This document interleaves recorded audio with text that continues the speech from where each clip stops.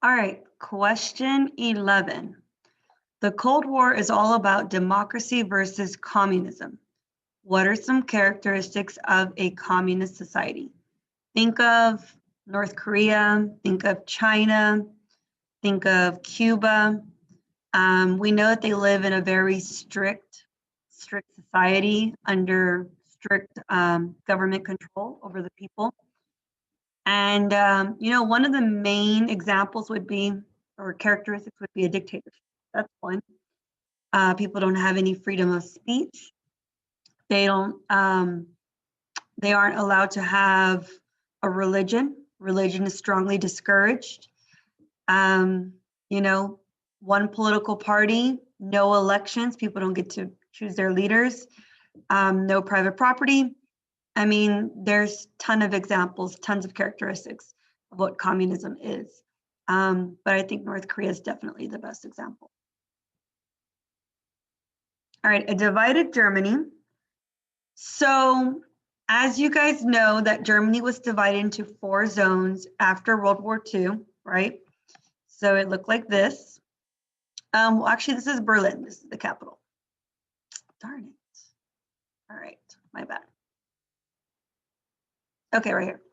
So it was divided into 4 zones, and then after a few years, well, the US, the British, and the French decided to combine their zones and just make it one big zone, and that became West Germany, democratic West Germany. Democratic because they're democratic. They have elections and people have rights and this and that. While the other zone that's remaining, the 4th zone, that became East Germany, which is communist East Germany. Remember, the Soviet Union controlled this zone right here. And remember, the capital of Germany, Berlin, is in the Eastern zone, in the Soviet, controlled zone. But because of that, that was divided into 4. But the Allies did the same thing. They also combined their 3 zones within Berlin, within the capital. So these 3, the French, British, US, were, combined into 1. So it became West Berlin, East Berlin, same idea over here, West Germany, East Germany. So the Soviets were really upset that, I guess, the 3 countries decided to come together and combine their zones without really talking to Stalin. But I mean, Stalin's an enemy at this point.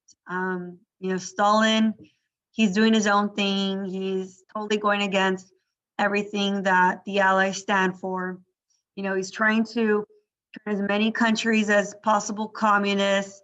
And there's just this really, there's bad tensions with these 4 with the Soviet Union. So anyways, the Soviet Union was really upset.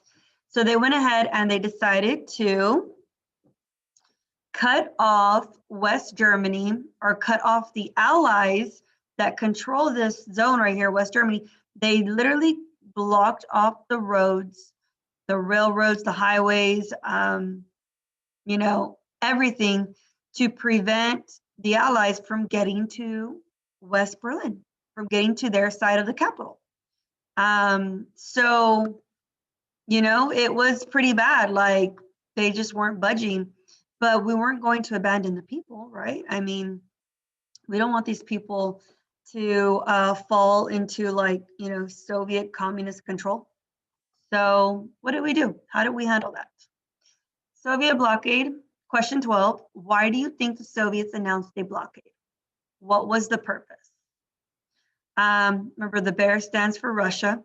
Why do you think Russia had this blockade where they were preventing the Allies from getting to their side of Berlin? Why would they want to do that? Well, based off of this political cartoon, it looks like they want the capital all to themselves. I mean, it's the capital of Germany. That's where the leaders are.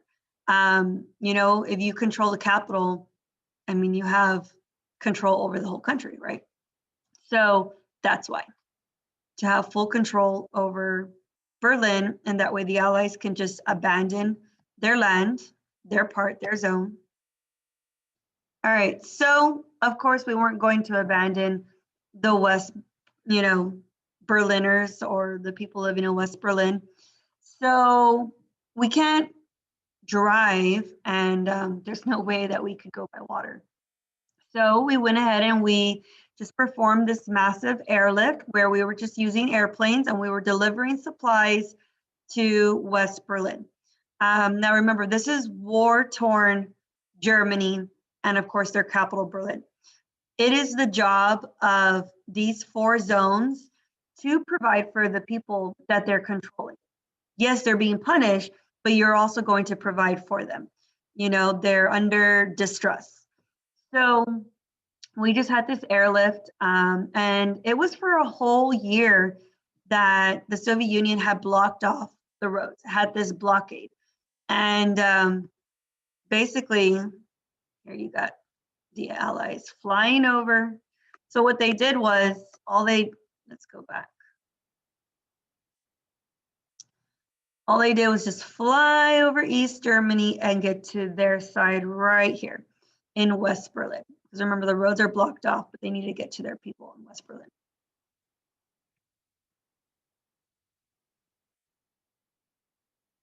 So we were just basically having a plane stopping in West Berlin and just quickly dropping off supplies like every hour. And the people were so grateful. You know, they really did not want to be under Soviet control. They were so grateful that we didn't, that nobody abandoned them. And that's what we did. So, all right. Now, what about East Berlin? You know, the Soviet zone. The poor people over there were starving to death. They were literally like being tortured, working like it was crazy, which is how it is in a communist, territory. Question 13, how did the US, France, and Britain get supplies to democratic West Berlin? You should know the answer now, right? Did they ship supplies by water using cargo ships? No, like there's no way you can, there isn't water surrounding Berlin. They delivered supplies by using airplanes, airlift, or they shipped items using Amazon, UPS, and other mail carriers. Keep in mind, this is like 1961, something like that. So some of this doesn't exist, right? Anyway, so yeah, airplanes, airlift. All right, so NATO stands for North Atlantic Treaty Organization. It's still around today.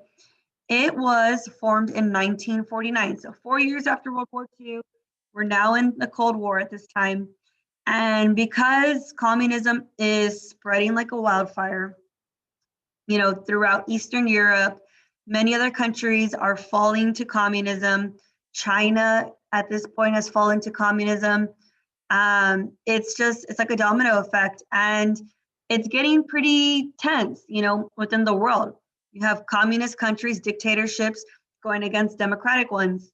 So the United States, Canada, and 10 Western democratic European countries decided to form a military alliance, an actual, formal military alliance. And you know what the military alliance is, right?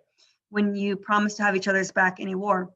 So, and like I said, it was because of the threat of communism that was growing, especially in Europe. Many Western European countries were very scared that a war could happen any minute with the other side of the Iron Curtain. So they formed this military alliance. And like I said, it's still around today. There's 28 members now. We still have this treaty.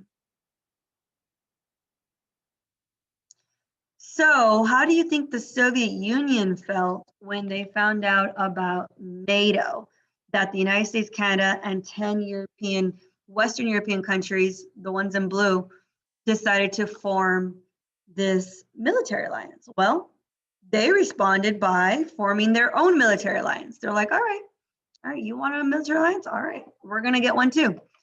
And of course, it was communist countries that, of course, teamed up with the Soviet Union, and it became known as the Warsaw Pact.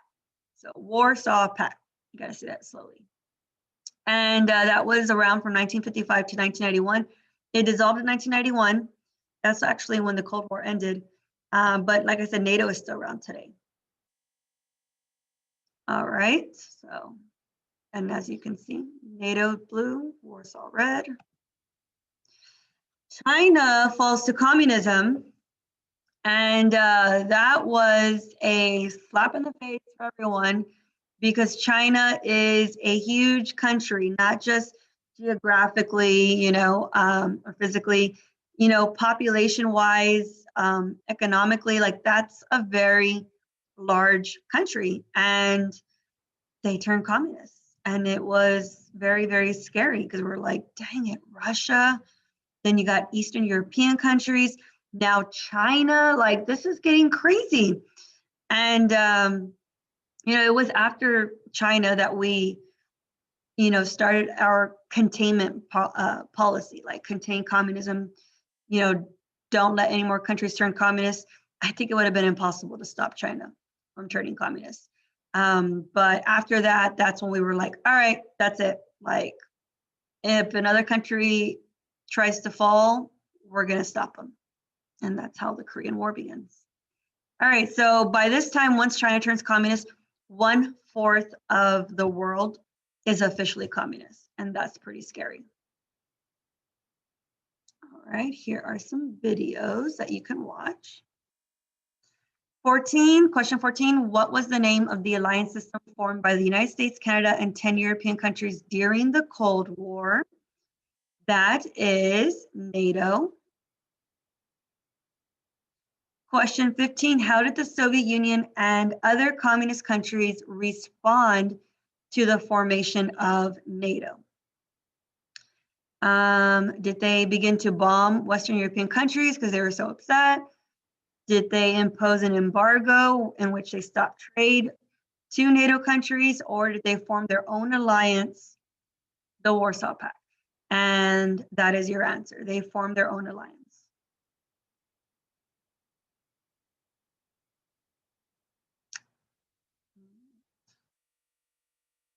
The Cold War, arms race, and space race.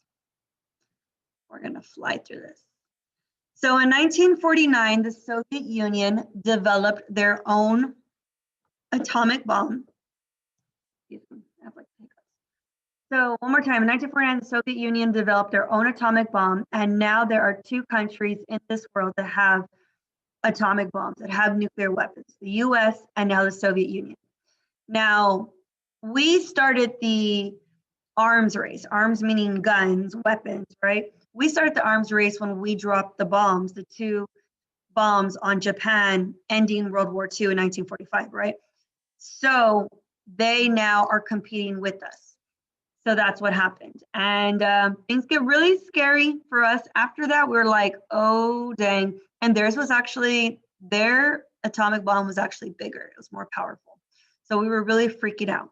And at this point, we're just trying to put a lot of money into defense spending. Defense means, money that we're trying to put into trying to defend our country with, new types of weapons, new types of technology, military technology, and things like that. And then 1952, about 3 years later, we come up with the first hydrogen bomb, which is probably one of the most powerful bombs in history. And then the Soviet Union, a year later, they create their own hydrogen bomb. And we're like, what the heck? And theirs was actually 67 times more powerful than the first atomic bomb that we came up with, little boy. 67 times more powerful. That's insane, right? And we're like, at this point, we're like, how the heck do they know about this, that we were making a hydrogen bomb, that they were able to create their own next year? The next year, they must have spies, right? Like working for our government within the Manhattan Project or something. All right, so first hydrogen bomb. How many countries currently have atomic weapons? Too many. This might be a little outdated, but a few years ago, 9 countries had atomic bombs or had nuclear weapons. Us, Russia, UK, France, China, India, of course, Israel would come up with their own because they're a tiny little Jewish country in the middle of the entire Middle East. Pakistan, I don't know if I said India. Brinkmanship. So I'm sure you've heard the phrase, we are at the brink of war. Brink means when you are at the edge of war, like it's about to happen any minute.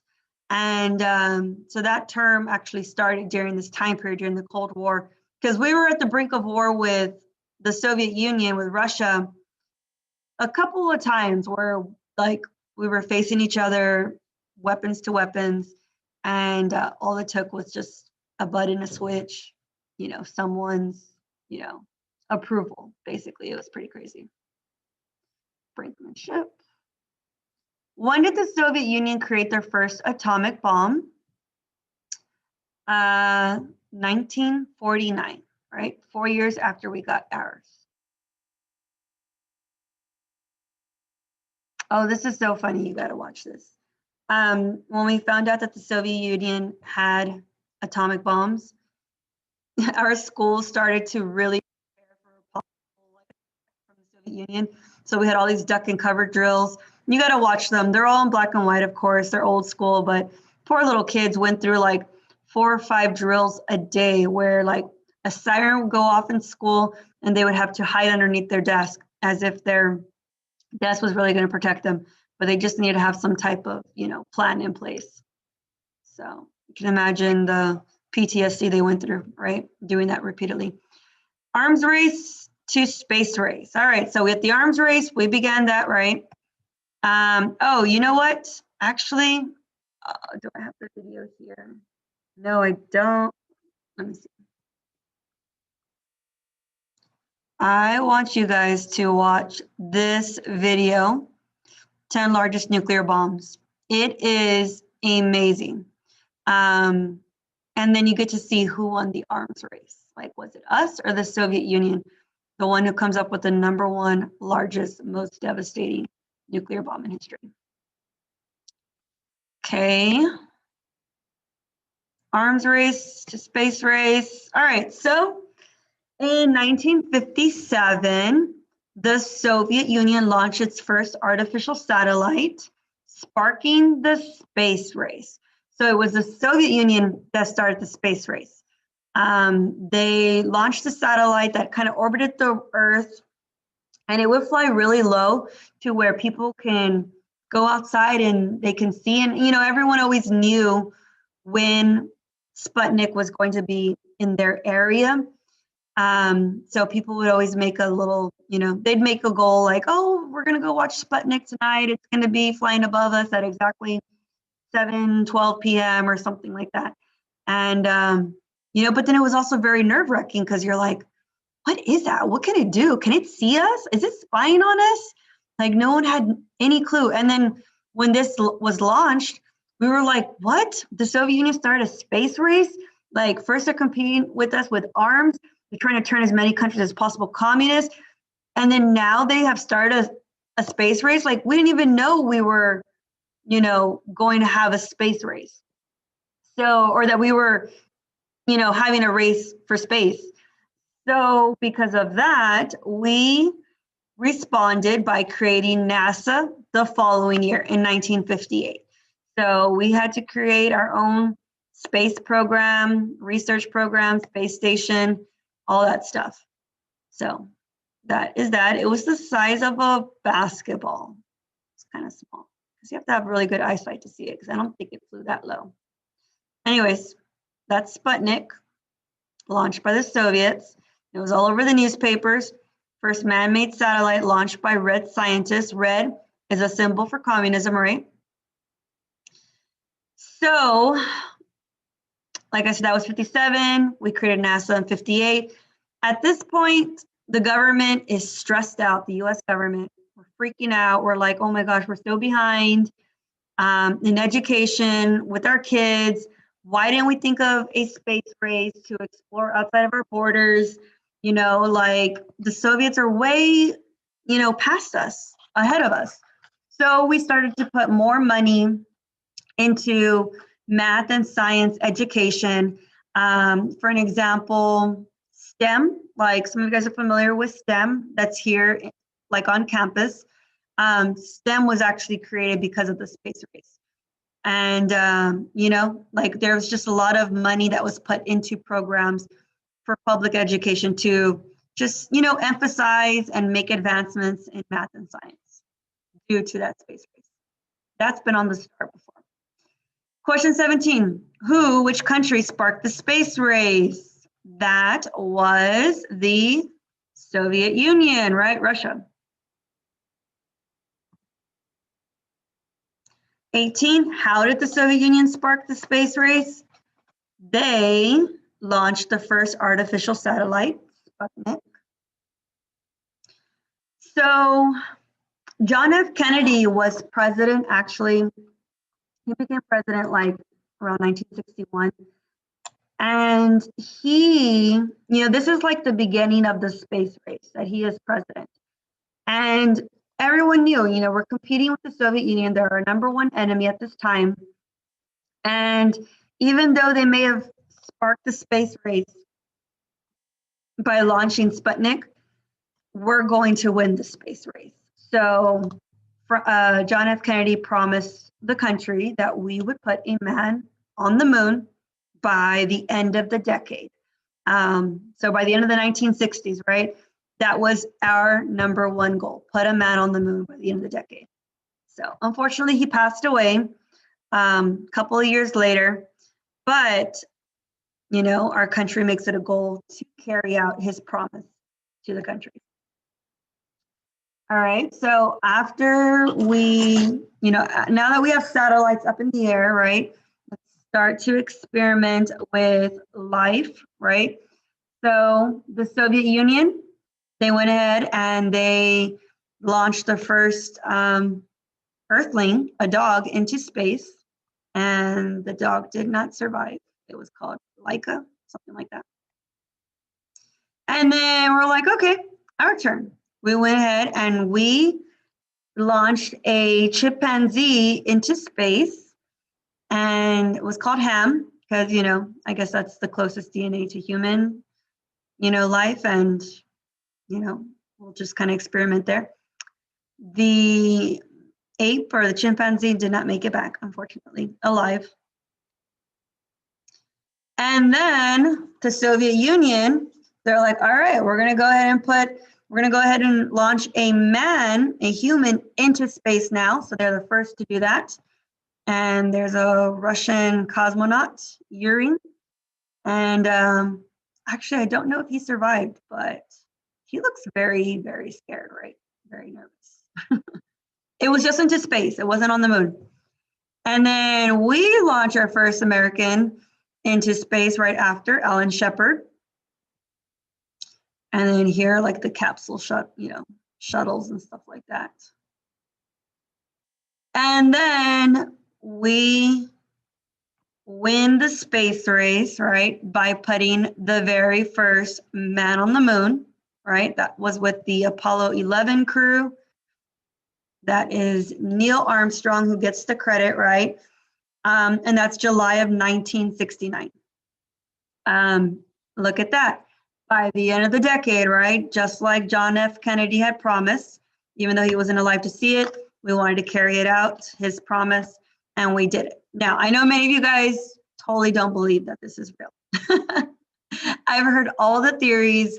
I always ask students in person, and students are always like, well, look at this, and look at the flag, and this and that, and how could this happen, and how can that? And I understand, you know, it has me a little on the, you know, fence too about it being true. But I'm a US history teacher, and I need to teach it like it's true, right? So anyways, on the STAR test, you make sure that you answer this question like the way it's being taught, not by your, you know, your theories, your, what is it called? Anyways, you get it. So anyways, yeah, July 1969, Neil Armstrong lands on the moon. And if you don't believe this, at least you're now hearing it and you're starting to understand why we would fake something like that, right? we're at this crazy space race with the Soviet Union. We're trying to win it, and we're trying to carry out, Armstrong's Kennedy's promise to America. So it kind of makes sense why we would fix something like that. Anyways, and that's where he says his famous words, that's one small step for man, one giant leap for mankind. All right, number 19. What U.S. president promised the U.S. that we would land a man on the moon before the end of the 1960s? John F. Kennedy. Here are some inventions that have come out of the space program, out of NASA. I don't understand the Nike Air thing. Maybe that's just what it was named after. But these are some pretty cool things. Invisalign braces, laser surgery, life support technology. I guess those are some pretty cool things. The CIA was also founded, established during this time period. Some of you guys understand the CIA as like, the men in black. They're like, spies. They work for the government. They get intel information, right, on other countries, things like that, right? So that was, like I said, created during the Cold War because of everything that was going on with communist countries. 20, which race do you think was the more important race, the space race or the arms race? That is your opinion. Make sure to explain why. 21, what year was Sputnik launched? 1957. Question 22, how did the US respond to the Soviet launch of Sputnik? Remember, they created NASA. So that's that. My questions are a little mixed up. I just realized that. So they might not be in the exact order of the Pear Deck PowerPoint. They're all there. It just, I moved some of them around and somehow it didn't, like, I don't know, I guess refresh or something. Anyways, we're done. Have a good day. Bye.